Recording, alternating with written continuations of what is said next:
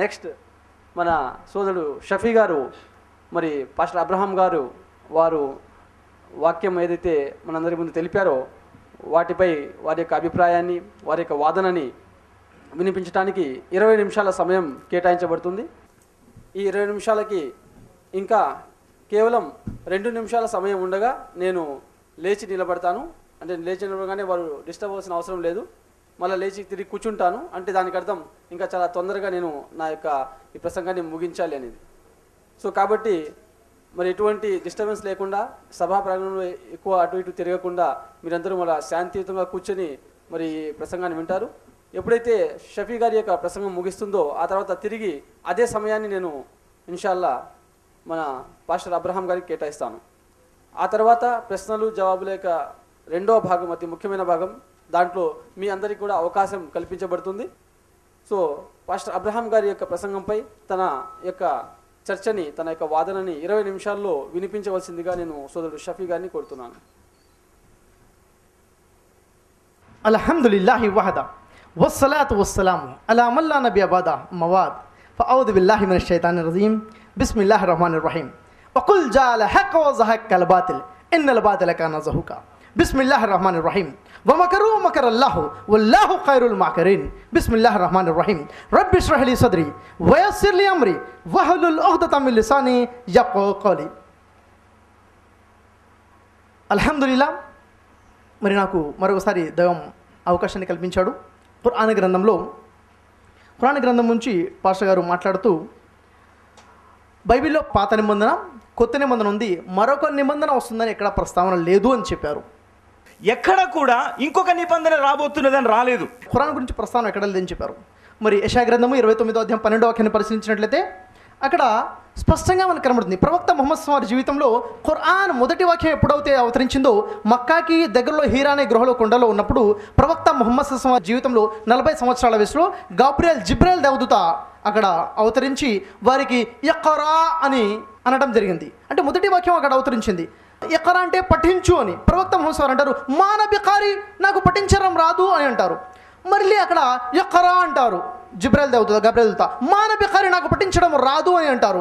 ఆ తర్వాత మళ్ళీ ఇఖ్రా అని అంటారు, పఠించరాదు. మళ్ళీ 3వ సార్లు తర్వాత గట్టిగా కౌగిలించుకొని హృదయ పలక తెలిసిన తర్వాత ఇఖ్రా బిస్మి రబ్బికల్లజీ ఖలక్ అని అన్నప్పుడు ఇఖ్రా బిస్మి రబ్బికల్లజీ ఖలక్ అని వారు పఠించడం జరిగింది. ఈ ప్రస్తావన ప్రవక్త ముహమ్మద్ వారి జీవిత చరిత్ర తెలిసి ఉంటే ప్రతి ఒక్కరికి కూడా తెలిసి ఉంటుంది.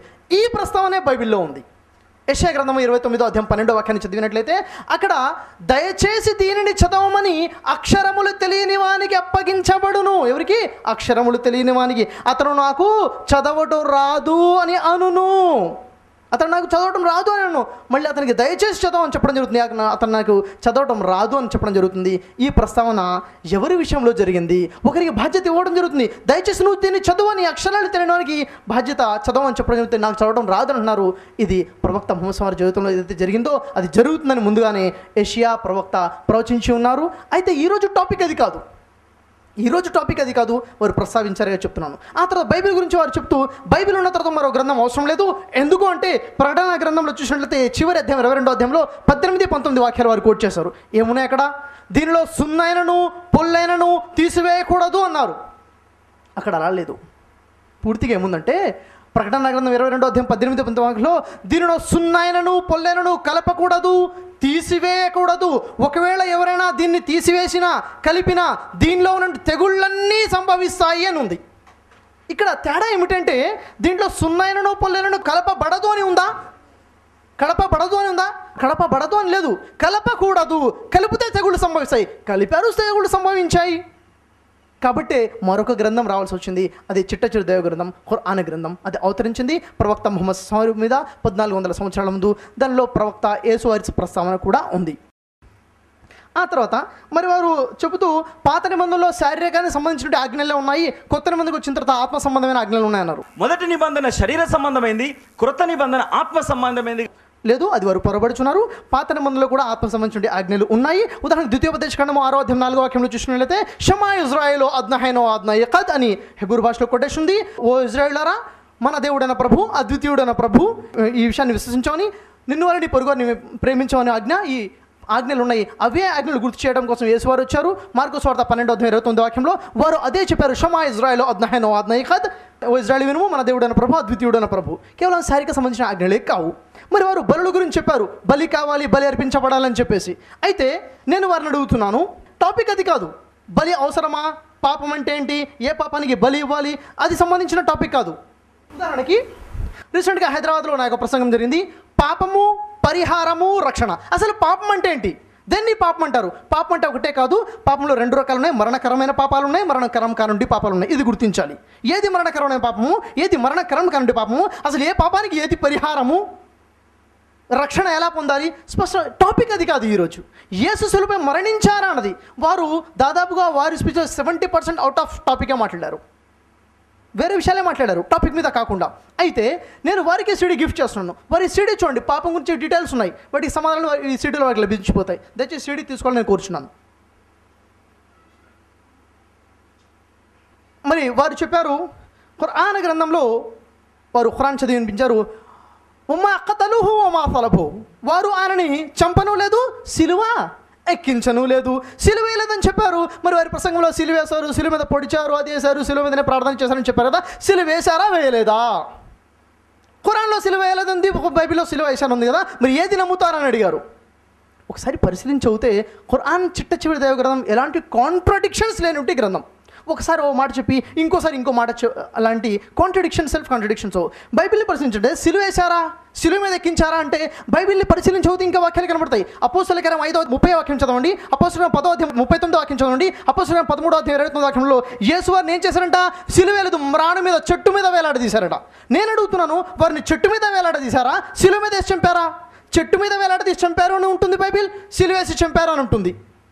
ఈ విధంగా అంటే ఒకసారి పాస్టర్ గారు అన్నారు, అదేంటంటే అలా మాట్లాడతారు, సిలువ అంటే ఏంటి, చెక్కతో తయారు చేస్తారు, చెట్టు నుంచి చెక్క వస్తుంది కదా, చెట్టనా సిలువనా ఒకటి.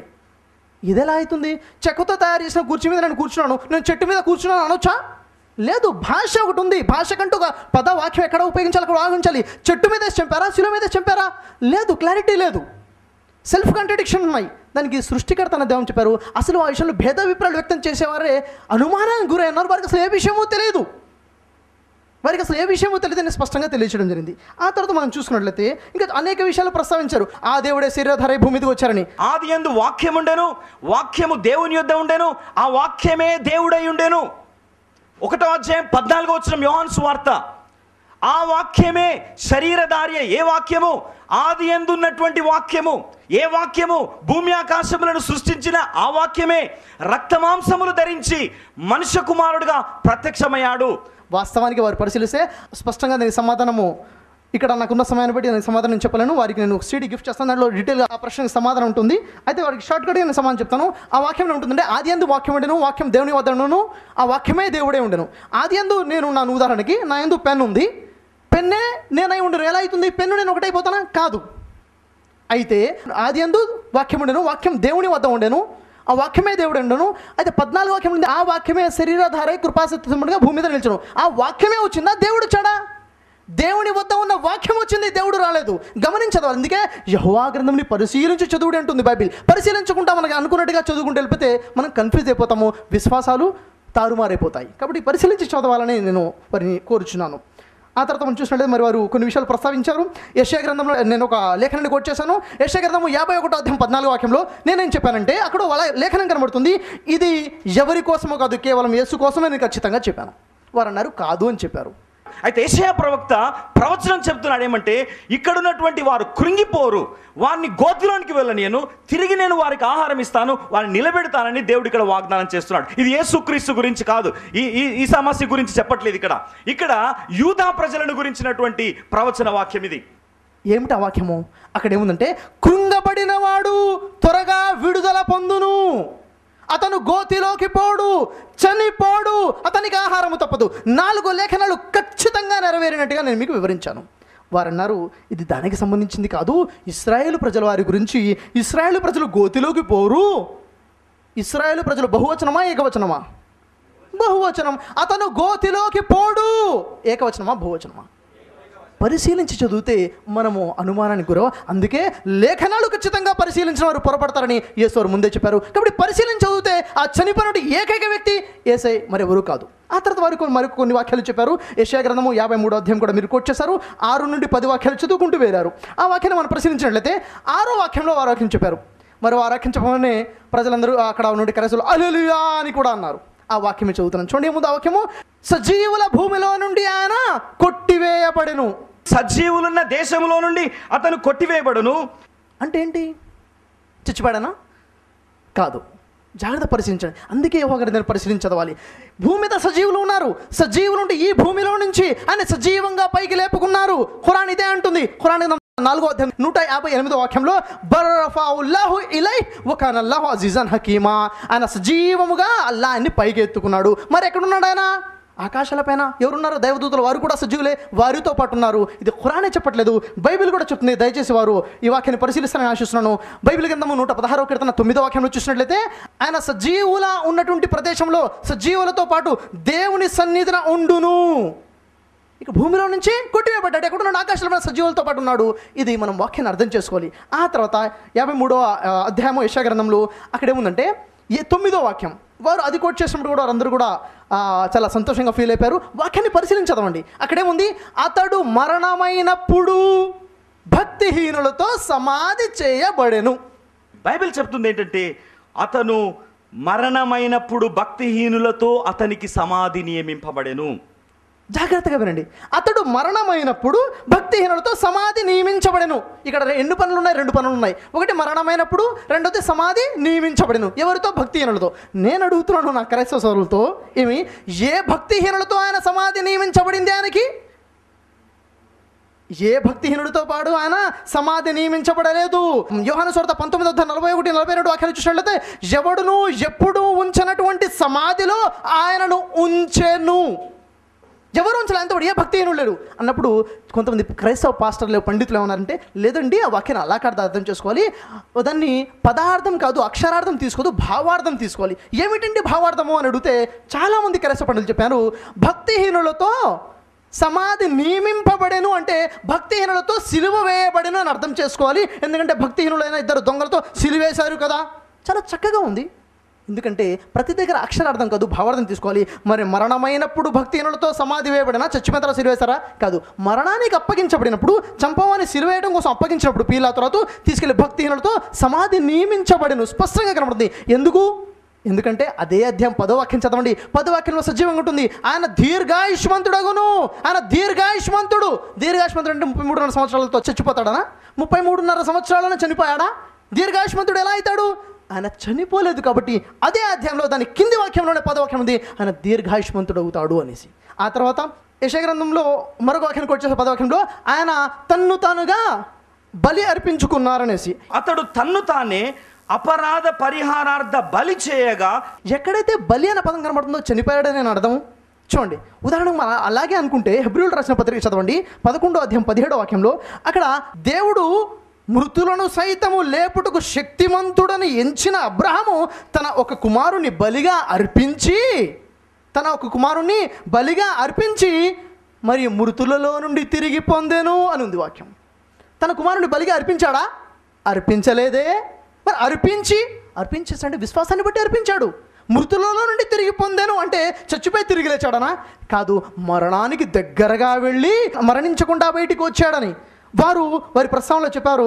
వారు మరణ వేదనలో నుంచి బయటపడ్డారు అనేసి. మరణ వేదనలో నుంచి బయటపడ్డారు అంటే అర్థం ఏమిటి?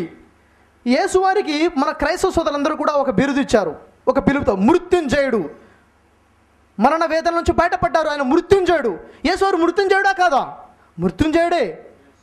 మేము నమ్ముతున్నాం యేసు మృత్యుంజయుడే. అసలు మృత్యుంజయుడు అన్న పదానికి అర్థం ఏంటో తెలుసుకోవాలి. మృత్యుంజయుడు అన్న పదానికి అర్థం తెలుసుకోకపోతే మన విశ్వాసం తారుమారిపోతుంది. యేసు శిలువపై మరణించారా అన్న ప్రశ్న సమాధానమే మారిపోతుంది. కాబట్టి అసలు మృత్యుంజయుడు అంటే ఎవరు? నా చేతిలో ఒక మృత్యుంజయుడు కనబడుతున్నాడు చూడండి, ఇతను మృత్యుంజయుడే. ఇలాగా మన న్యూస్ పేపర్ చదివితే, ఈనాడు సాక్షి న్యూస్ పేపర్ చదివితే ప్రతి వారానికి 2-3 మృత్యుంజయుడు కనబడుతూనే ఉంటారు. ఎవరు మృత్యుంజయుడు? ఈ బాబు దాదాపుగా 2-3 ఫ్లోర్ల పైనుంచి కింద పడిపోయాడు. కింది పడిపోగానే ఆయనకి పెద్ద రాడ్ గుచ్చుకొని పోయింది. కుడివైపు నుంచి ఎడమ వైపుకి ఇటు 2-3 ఫీట్లు అటు 2-3 ఫీట్లు ఉంది. దాదాపుగా ఈ పక్క నుంచి ఈ పక్క వరకు పొడుచుకుంటూ వెళ్ళింది. యేసువారికి బల్లెని గల పొడిచి తీసేశారు. ఇక్కడ ఏం జరిగింది? ఇటు నుంచి అటు దిగబడిపోయింది. ఏమైంది? చనిపోయాడు అనుకుంటారు. ఎవరు దగ్గర నుంచి చూసి ఎవరైనా కానీ భయపడతారు. అలా ఉంది. మరి ఏమైంది? 6 గంటలు ఆపరేషన్ చేశారు. అతన్ని ఆ కడ్డి బయటికి తీసేశారు. మృత్యుంజయుడు, ఇతను మృత్యువును జయించాడంటే మరణానికి దగ్గరగా వెళ్ళి మరణించకుండా బయటకు వచ్చాడని. యేసు మృత్యుంజయుడే, మరణానికి దగ్గరగా వెళ్ళి మరణించకుండా బయటకు వచ్చాడు. అందుకే 118వ కీర్తన 17-18 వాక్యాలు స్పష్టంగా చెప్పడం జరిగింది. యెహోవా నన్ను కఠినముగా శిక్షించనే కానీ మరణానికి అప్పగించలేదు. అంటే మరణించారని అర్థము. మరణానికి అప్పగించలేదు. ఆయన నన్ను కాపాడు, ఈ గిన్నె నా ఎదుట నుండి తొలగిపోనిమ్ము అని, నన్ను రక్షించుము అని ప్రార్థన చేసింది. ఏమిటి? నా ప్రాణాలను రక్షించమనా? చచ్చిపోయిన తర్వాత 3వ రోజుల తర్వాత లేపమని అర్థము. నన్ను రక్షించమని, నా ప్రాణాలు రక్షించమని అక్కడ ప్రార్థన చేస్తుంది. నా ప్రాణాలు కాపాడు, నా ప్రాణాలను రక్షించు, నన్ను తప్పించు అని ప్రార్థన చేస్తున్నారు. ఆ ప్రార్థన అది ఆయన అంగీకరించబడ్డాడా? ఆయన ప్రార్థన అంగీకరించబడిందా? ఆయన ప్రార్థన అంగీకరింపబడెను అని చెప్పారు. తప్పు. ఆయన అంగీకరింపబడెను అని రాయబడి ఉంది అక్కడ. ఆయన ప్రార్థన కాదు. నేను అడుగుతున్నాను, ఆయన అంగీకరించబడడానికి ఆయన ప్రార్థన అంగీకరించబడడానికి తేడా ఏంటి? ఆయన ఎలా ప్రార్థన చేస్తున్నారు తెలుసా? ఆయన ప్రార్థనలో ఎలా ఏడుస్తున్నారంటే చెమట రక్తపు బిందువులాగా కారిపోతుంది. అలా ప్రార్థన ఏమని చేశారు ఆయన? ఈ గిన్నె నీకు సాధ్యమైతే తొలగించు. ఏమిటి ఆ గిన్నె? శిలువ మరణమైన ఆపద. అంతేనా? లేకపోతే మళ్ళీ లేపంటున్నారా? మళ్ళీ లేపడం చనిపోయిన తర్వాత కదా. ముందెందుకు ప్రార్థన చేస్తున్నారు? మరణం నుండి రక్షించమని. ఆయన అంగీకరించబడ్డాడంటే ఆయన ప్రార్థన రద్దు చేయబడిందనా? ఆయన ప్రార్థన కూడా అంగీకరించబడిందనా? ఆయన ప్రార్థన అన్నీ అంగీకరించబడ్డాయి. దేవుడు అంగీకరించాడు. ఆ తర్వాత మరి ఇంకో విషయాన్ని చూసినట్లయితే వారు ప్రస్తావించారు. మరి వారు చెబుతూ వారి ప్రసంగంలో అన్నారు, షఫీ గారు అనేక లేఖనాలు చెప్పుకుంటూ వచ్చారు. వాటిలో కొన్ని మాత్రమే సత్యాలు, కొన్ని మాత్రమే సరైనవి అన్నారు. ఇంతకుముందు చాలా రెఫరెన్స్లు వారు బైహార్ట్ చేసి చెప్పారు.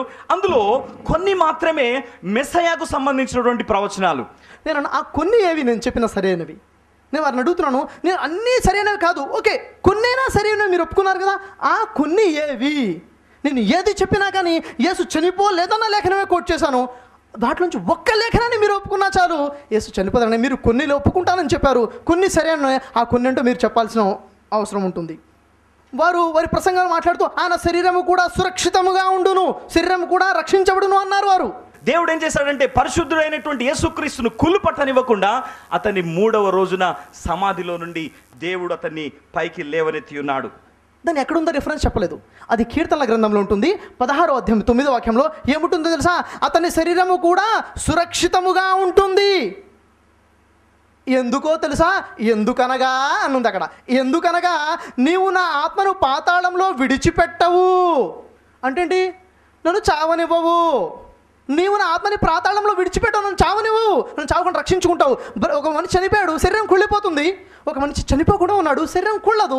ఆ ఒక్క లేఖనాన్ని పరిశీలించినా కానీ ఆయన శరీరం సురక్షితంగా ఉంది. ఎందుకనగా నా ఆత్మని పాతాళంలో విడిచిపెట్టవని లేఖనం ఉంది. అందుకే లేఖన భాగాలను పరిశీలించి చదువుడి అన్నారు. లేఖన భాగాలకు పరిశీలించి దాన్ని తగ్గ విశ్వాసాన్ని కలిగి ఉంటే మనం సరైన విశ్వాసం ఉన్నప్పుడు విశ్వాస మూలము కానిదేదో అది పాపము. లేఖనాల ఆధారంగా ఉన్న విశ్వాసం కలిగి లేకపోతే అదే పాపము. పాపము వల్ల వచ్చు జీతము మరణం అని చెప్పారు. కాబట్టి మనము ఏదో వాదన, నేను గెలవాలి మీ మీద, మీరు నా మీద గెలవాలని వాదన కాదు. నేను రిక్వెస్ట్ పరిశీలించండి. ఎందుకంటే మీ లక్ష్యము నిత్య జీవమే, నా లక్ష్యము నిత్య జీవమే. మీరు ఒక విశ్వాసాన్ని కలిగి ఉన్నారు, నేను దానికి వ్యతిరేకంగా విశ్వాసాన్ని కలిగి ఉన్నాను. నేను యేసు శిలువపై చనిపోలేదు అంటున్నాను, మీరు మరణించారు అంటున్నారు. మీ విశ్వాసమే అది, దాని మీదనే క్రైస్తవం ఆధారపడింది. ఒకవేళ అది కాకపోతే ఒకసారి మీరు ఆలోచించాలి. కాబట్టి ఈ లేఖనాలు ఇంత స్పష్టంగా, అస్పష్టమైన లేఖనాలు కాదు, స్పష్టమైన లేఖనాలు ఉన్నాయి. కాబట్టి దాన్ని పరిశీలించాలని ఆశిస్తున్నాను.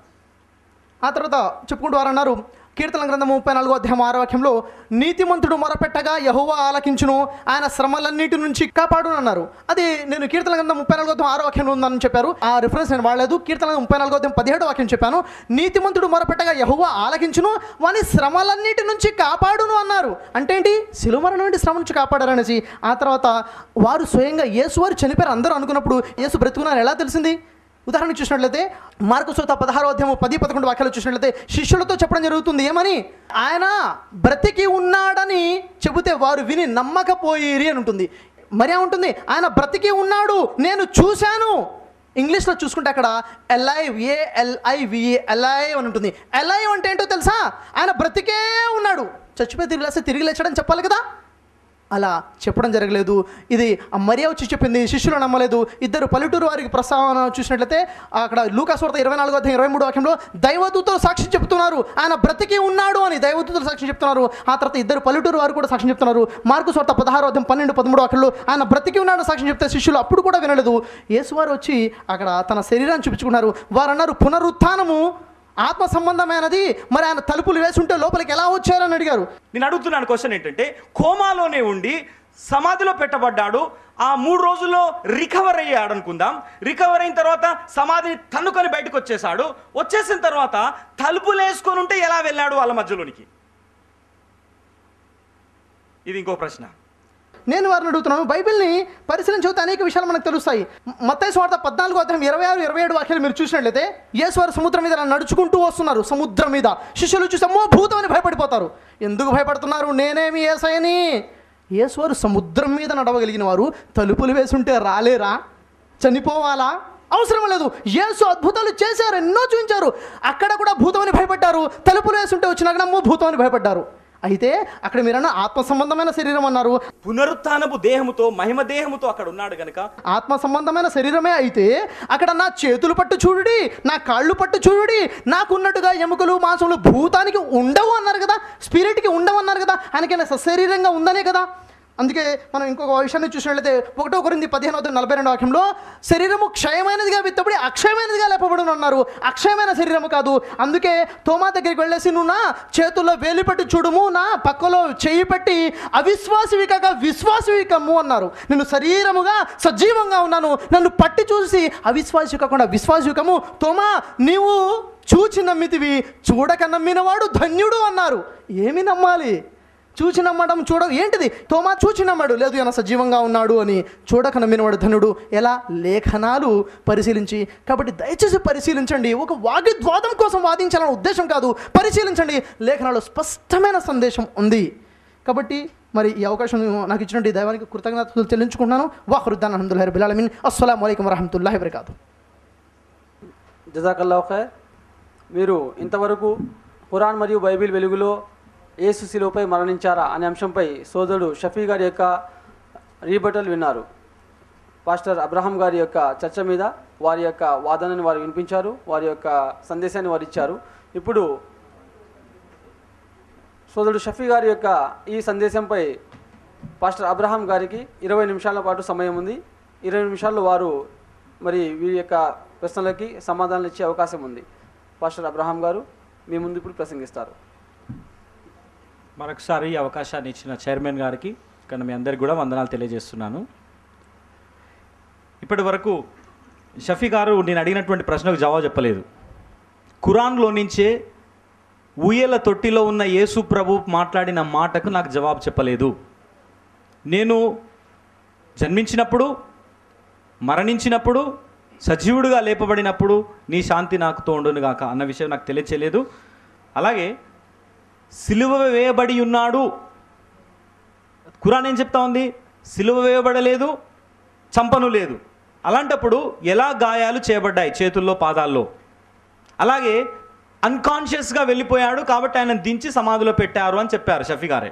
అన్కాన్షియస్లోకి పోయాడు, అంటే తీవ్రమైన హింస చేయబడడం ద్వారా అన్కాన్షియస్లో వెళ్ళాడు కాబట్టి ఆయన తీసుకుపోయి సమాధిలో పెట్టారు. మరి ఖురాన్ ఏం చెప్తా? అసలు సిలువే వేయబడలేదని చెప్తా ఉంది. కాబట్టి ఆయన చేతులకు, పాదాలకు ఎలా గాయాలయ్యాయి? అలా హౌ హీ బికేమ్ అన్కాన్షియస్. అలాగే ఇంతకుముందు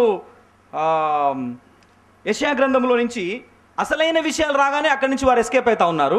అసలైన విషయాలను వారు మాట్లాడట్లేదు. నేను చెప్పినటువంటి విషయాలు యెషయా గ్రంథం 53వ అధ్యాయంలో ఇంతకుముందు వారు చెప్పారు, అతడు మరణమైనప్పుడు అని రాయబడింది అక్కడ. భక్తిహీనులతో అతనికి సమాధి నియమింపబడి, అంటే అందరూ భక్తిహీనులు ఎలాగైతే సమాధిలోనికి వెళ్తారో అలా భక్తిహీనుల లాగానే అతను కూడా సమాధి చేయబడ్డాడు. ఇంకా మనం చూస్తున్నట్లయితే 12వ వచనంలో ఏలైనగా మరణము నొందునట్లు అతడు తన ప్రాణమును దారపోసెను. ఫినిష్డ్. దారపోసెను తన ప్రాణమును, మరణము నొందునట్లుగా. యెషయా గ్రంథం స్పష్టంగా చెప్తా ఉంది. ఈ విషయాలను మాట్లాడట్లేదు. అలాగే మ్రాను గురించి అన్నారు, సిలువను గురించి అన్నారు. బైబిల్ గ్రంథంలో యేసుక్రీస్తు కూడా అంటున్నాడు, ఈ పచ్చి మ్రానుకే మీరు భయపడితే ఎండిపోయిన దాని గురించి, అంటే సిలువను గురించి యేసుప్రభు ముందే ప్రస్తావన చెప్తున్నాడు, మ్రాను అని చెప్పేసి. కాబట్టి అది కొయ్యతో తయారు చేయబడింది కనుక మ్రాను అని తర్జుమా చేయబడింది, అంతేగాని అసలు అది సిలువ కాదు అనడం అది చాలా పొరపాటు. అలాగే ఇంతకుముందు షఫీ గారు చెప్పినటువంటి అనేక ప్రవచన లేఖన భాగాలు అన్నీ యేసుని గురించి కాదు. కీర్తన భాగంలో ఉన్నటువంటి లేఖనాలన్నీ సరైనే, కానీ వారు ప్రస్తావించిన లేఖనాలన్నీ యేసు ప్రభువుని గురించి ప్రస్తావిస్తున్నటువంటి కాదు. ప్రాఫెటికల్గా ఉన్నటువంటి లేఖనాలు ఏవైతే ఉన్నాయో అవి యేసుక్రీస్తుని గురించి ప్రస్తావించినటువంటివి. నా దేవా నా దేవా నా చేయందుకు విడిచిపెట్టేశాడు ఆల్రెడీ, అందుకని విడిచిపెట్టావు ఏంటి అని యేసు ప్రభు అడుగుతున్నాడు. అలాగే తన ప్రాణాన్ని అప్పచెప్పినట్టుగా మనం చూసాం. నేను పాత నిబంధనలో దేవుడు ఆత్మ సంబంధమైనటువంటి వాటిని ఇవ్వలేదు అని నేను చెప్పలేదు, కానీ శరీర సంబంధమైన ఆచారాలను వాళ్ళు కలిగి ఉన్నారని చెప్పాను. యేసుక్రీస్తు వచ్చింది ప్రవక్తల యొక్క లేఖనములను నెరవేర్చడానికే వచ్చాను, దేవుని యొక్క ధర్మశాస్త్రాన్ని నెరవేర్చడానికే వచ్చాను అన్నాడు యేసు ప్రభు. నేను యేసు యొక్క ఆచారాలను తీసేశాడు. భౌతిక సంబంధమైన ఆచారాలు, సున్నతి ఆచారాలు, బలుల యొక్క ఆచారాలు, శుద్ధీకరణ ఆచారాలను దేవుడు నిలిపివేశాడు. ఆజ్ఞను ఇంకేం చేశాడంటే బలపరిచాడు. ఎగ్జాంపుల్ చెప్తాను. ఒక స్త్రీని మోహపు చూపుతోని చూస్తే అప్పుడే నువ్వు వ్యభిచారం చేశావు అని అన్నాడు. కానీ పాత నిబంధన గ్రంథం ఏం చెప్తుంది? వ్యభిచారం చేసిన వాడిని రాళ్లతో కొట్టి చంపాలి అని చెప్తా ఉంది. అంటే ఇప్పుడు నువ్వు థింక్ చేస్తేనే యు ఆర్ అండర్ జడ్జ్మెంట్, నువ్వు తీర్పులో ఉన్నావు. అంటే నీ హృదయంలో ఆలోచిస్తేనే, నీ హృదయంలో ఆశపడితేనే. అంటే దేవుడు ధర్మశాస్త్రం యొక్క వాల్యూను ఇంక్రీజ్ చేశాడు కానీ డిక్రీజ్ చేయలేదు. ఇంకేమని చెప్తా ఉంది? యేసుప్రభు అన్నాడు ధర్మశాస్త్రంలో పంటికి పన్ను కంటికి కన్ను అని చెప్తా ఉంది. కానీ యేసుప్రభు ఏమంటున్నాడు? నీ సహోదరుని ప్రేమించు, నిన్ను వల్ల నీ పొరుగువాన్ని ప్రేమించు, ఒక చెంప మీద కొడితే ఇంకో చెంప చూపెట్టు అని చెప్తా ఉంది. ప్రేమించు అని చెప్తా ఉంది. నిన్ను కొడితే కూడా ఇంకో చెంప చూపెట్టమని చెప్తా ఉంది. యేసుప్రభు యొక్క నిబంధన ఆత్మ సంబంధమైంది. యేసుక్రీస్తు యొక్క నిబంధన పరివర్తన చెందినటువంటి నిబంధన. అలాగే మరి వారు చెప్తున్నట్టుగా యేసుక్రీస్తు ఎప్పుడు కూడా మరి ఆయన బ్రతుకున్నటువంటి దినాల్లో తలుపులేసి ఉంటే ఇంటర్లోకి పోలేదు. చనిపోయి లేచిన తర్వాతనే పోయాడు. యేసు నీళ్ళ మీద నడవడమేమో మహిమను చూపెట్టాడు, తన యొక్క సూచక క్రియను అక్కడ చూపెట్టాడు. మరి అలాంటి సూచక్రియ బ్రతుకున్న టైంలో కూడా తలుపులేసి ఉంటేనే ఇండ్లకు పోవచ్చు, కానీ పోలేదు ఎప్పుడు కూడా. ఇలా మనం బైబిల్ వాక్యాలను మనం పరిశీలన చేస్తున్నట్లయితే అనేక సత్యాలు యేసు ప్రభు చనిపోయాడు ఈ యొక్క బైబిల్ గ్రంథం మొత్తం చెప్తా ఉంది. అయితే పాపం గురించి మాట్లాడుతున్నారు అన్నారు. అంటే శిలువ మరణానికి పాపానికి చాలా దగ్గర సంబంధం ఉంది. ఆదాము హవ్వలు పాపం చేసి పడిపోయారు కాబట్టే దేవుడు అనాది సంకల్పములను నిశ్చయించాడు. ప్రకటన గ్రంథంలో ఇంకేం రాయబడిందంటే జగత్తు పునాది వేయబడక మునిపే వధింపబడిన గొర్రెపిల్ల అని రాయబడింది.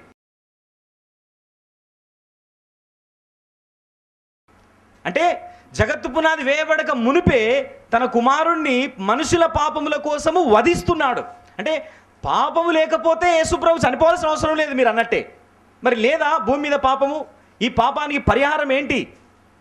ఆ పాపానికి పరిహారమే అది. అలాగే యోహాను సువార్త 14వ అధ్యాయం 6వ వచనంలో యేసుప్రభు చెప్తున్నది ఏంటంటే నేనే మార్గమును అన్నాడు. I am the way, I am the truth, I am the life. ఎవరు కూడా నా ద్వారా తప్ప తండ్రి యొద్దకు రాలేరు అని చెప్పేసి యేసుప్రభు స్పష్టంగా చెప్తున్నాడు. అంటే ఆల్రెడీ దేవుణ్ణి చేరుకోవడానికి ద వే, అంటే there is no other way. ఒక ఏకైక మార్గాన్ని దేవుడు ఏర్పాటు చేసిన తర్వాత ఇంకొక మార్గము లేదు. యోహాను సువార్త 1వ అధ్యాయంలో ఆ వాక్యమే శరీరధారి అయి వచ్చిందని చెప్పాను. ఎందుకోసం వచ్చింది ఆ శరీరధారి అంటే మనుషుల పాపముల కోసము బలి చేయబడడానికి వచ్చింది. అంటే వాక్యము దేవుని యొద్ద ఉండెను, ఆ వాక్యమే దేవుడై ఉండెను అని చెప్తా ఉంది యోహాను సువార్త 1వ అధ్యాయం 1వ వచనంలో. అలాగే ఇంకొక మాట నేను చెప్పి నేను ముగిస్తాను. ప్రకటన గ్రంథంలో యేసు ప్రభు స్వయంగా మరి ఒప్పుకుంటున్నటువంటి లేఖన భాగాన్ని నేను మీకు తెలియజేస్తాను. ప్రకటన గ్రంథంలో యేసు ప్రభు ఏమంటున్నాడంటే 1వ అధ్యాయము 18వ వచనం, నేను మొదటివాడను కడపటివాడను జీవించువాడను, మృతుడనైతిని గాని. చూడండి ఆయన స్పష్టమైన స్టేట్మెంట్, మృతుడనైతిని గాని ఇదిగో యుగయుగములు సజీవుడనై ఉన్నాను, మరియు మరణం యొక్కయు పాతాళలోకం యొక్కయు తాళపు చెవులు నా స్వాధీనంలో ఉన్నవి. మరణము యొక్కయు పాతాళలోకం యొక్కయు తాళపు చెవులు నా స్వాధీనంలో ఉన్నవి. నేను మరణించి తిని కానీ ఇదిగో సజీవుడనై ఉన్నాను, తిరిగి లేచాను అని యేసుప్రభు చెప్తున్నాడు. ఇది భ్రమ అంటే ఒక్కరు పడతారు, ఇద్దరు పడతారు, కానీ వేల మంది సాక్ష్యాలు ఇచ్చి సర్వలోకానికి వెళ్ళి సువార్తను ప్రకటించారు. కాబట్టి ఈ యొక్క మార్గం ద్వారానే ప్రజలు రక్షణ పొందుకోవాలని దేవుడు ఏర్పాటు చేశాడు. దీనిలో నుండి ఇప్పుడు బైబిల్ గ్రంథం ఎక్కడ కూడా ఖురాన్ నుంచి కానీ ప్రవక్తల గురించి కానీ చెప్పట్లేదు. ఇంతకుముందు ఏదో వచనం చూపెట్టారు, అది యాక్చువల్గా మహమ్మద్ ప్రవక్తకు సంబంధించినటువంటి లేఖనం కాదు. ఖురాన్ బైబిల్లో నుంచి డీవేట్ అయిపోయి ఒక మతము, ఒక సిద్ధాంతము మహమ్మద్ ప్రవక్త వారి ద్వారా స్థాపించబడింది. అసలు బైబిల్కు ఖురాన్కి ఏ విధమైన సంబంధం లేదు. ఎందుకంటే బైబిల్ గ్రంథం ఆది కాండంలోనే 1వ అధ్యాయం 1వ చెప్తుంది, ఆయన భూమి ఆకాశములను సృష్టించాడు, అలాగే మానవులను తయారు చేశాడు. మానవుడు పాపం చేసి పడిపోయినప్పుడు దానికి పాప క్షమాపణగా దేవుని కుమారుడైన యేసుక్రీస్తు వస్తాడని ప్రవచనం చెప్పాడు. ఆల్ ద ఓల్డ్ టెస్టమెంట్, ఈ ఓల్డ్ టెస్టమెంట్ మొత్తం చెప్పేది ఏంటంటే యేసు ఎలా వస్తాడు, ఎలా జన్మిస్తాడు, ఏం చేస్తాడు, ఏమేమి అర్థాలు చేస్తాడు, ఆఖరి శిలువలో ఎలా ప్రాణం పెడతాడు, ఎలా తిరిగి లేస్తాడు, అన్ని విషయాలు చెప్తా ఉంది. అది క్రొత్త నిబంధనలో మనం ప్రాక్టికల్గా మనం చూస్తున్నాం. ఆ విధంగా నెరవేర్పు జరిగింది. యేసుక్రీస్తు ఖురాన్లో కూడా మరి మహమ్మద్ ప్రవక్త వారు చెప్తున్నారు. మరి ఏమనంటే, నేను జన్మించినప్పుడు, నేను మరణించినప్పుడు, నేను లేచినప్పుడు నీ సమాధానం నా మీద ఉండునుగాక అని ఈ బైబిల్ గ్రంథాన్ని ఆ మాట ధృవీకరిస్తూ ఉందని నేను చెప్పి ముగిస్తున్నాను. సార్ ఒక 10 minutes బిఫోర్ తన యొక్క ప్రసంగాన్ని ముగించారు. అయితే ప్రశ్నలు సమాధానాలు మరి మొదలుపెట్టే ముందు వాటికి సంబంధించిన నియమ నిబంధనలు మీకు తెలియజేస్తాను. ప్రతి ప్రశ్నకు 5 నిమిషాలు సమాధానము ఇవ్వడానికి 5 నిమిషాలు సమయం ఇవ్వడం జరుగుతుంది. మొదటిగా ప్రశ్నించదలుచుకున్న వారు వారి యొక్క పేరును, వృత్తిని తెలియచేయాలి స్పీకర్స్కి, మీ యొక్క బ్యాక్గ్రౌండ్ తెలియటానికి. మొదటి విషయం. రెండో విషయం, ఒక సమయంలో ఒకే ఒక ప్రశ్న అడగడం జరుగుతుంది, కేవలం ఒకే ఒక ప్రశ్న. రెండో ప్రశ్న ఎంత బలమైనది ఉన్నా, చిన్న ప్రశ్న అయినా, సగం ప్రశ్న అయినా తీసుకోబడదు, కేవలం ఒకే ఒక ప్రశ్న మాత్రం తీసుకోవడం జరుగుతుంది. ఒకసారి ప్రశ్నించే వారికి రెండవసారి అవకాశం లభించదు. ముఖ్య గమనిక, ప్రశ్న కేవలము ఈ అంశం వెలుగులోనే ఉండాలి. ఈ అంశానికి సంబంధించినటువంటి ఏ విషయం గురించి మీకు అనిపించవచ్చు ఇది ఈ అంశానికి సంబంధించింది అని, కానీ ఒకవేళ నాకు ఈ అంశానికి సంబంధించిన ప్రశ్న కాదు అనిపిస్తే దాన్ని రద్దు చేసే పూర్తి అధికారం నాకు ఉంది. యేసు శిలువ మరణం గురించి ఏ విధంగా అయితే ఇప్పుడు లేఖనాల గురించి చెప్పడం జరిగిందో, ఆ తర్వాత ప్రవక్తల వచనాల గురించి చెప్పడం జరిగిందో, యేసు వారి యొక్క మాటల గురించి ఈ అంశం మీద చెప్పడం జరిగిందో, అదే అంశం మీద మీ ప్రశ్నలు ఉండాలని నేను కోరుకుంటున్నాను. ఇప్పుడు మన మధ్య సోదరీమణులు కూడా ఉన్నారు కాబట్టి, మరి సోదరీమణులు చాలా తక్కువ మంది ఉన్నారు, సోదరులు ఎక్కువ మంది ఉన్నారు. ఒకవేళ సోదరులు ప్రశ్న లేకపోతే వారికి కూడా అవకాశం కల్పించబడుతుంది. సోదరుల ప్రశ్నలు ఉన్నా కానీ వాళ్ళకి ఒక ప్రశ్న కేటాయిస్తాను. ఒక ప్రశ్న పాస్టర్ అబ్రహాం గారికి సోదరీమణుల వైపు నుంచి అడగవచ్చు, ఒక ప్రశ్న మరి సోదరుడు షఫీ గారికి వారు అడగవచ్చు. 2 ప్రశ్నలు సోదరీమణులకి కేటాయించడం జరుగుతుంది. మిగతా ప్రశ్నలు కూడా మరి సోదరుల వైపు నుంచి తీసుకుంటాను. 2 మైకులు ఏర్పాటు చేయడం జరిగింది. 4 ప్రశ్నలు సోదరుల తరఫున తీసుకున్న తర్వాత 5వ ప్రశ్న సోదరీమణుల కోసం, ఒకటి పాస్టర్ అబ్రహాం గారి కోసం, రెండవది మరి షఫీ గారి కోసం తీసుకోవడం జరుగుతుంది. ప్రశ్న సూటిగా ఉండాలి, లెక్చర్ ఇవ్వకూడదు. ఆల్రెడీ మనం చాలా లెక్చర్ ఇక్కడ విన్నాము. మొదటి ప్రశ్న పాస్టర్ అబ్రహాం గారి కోసము, మొదటి మైక్ నుంచి.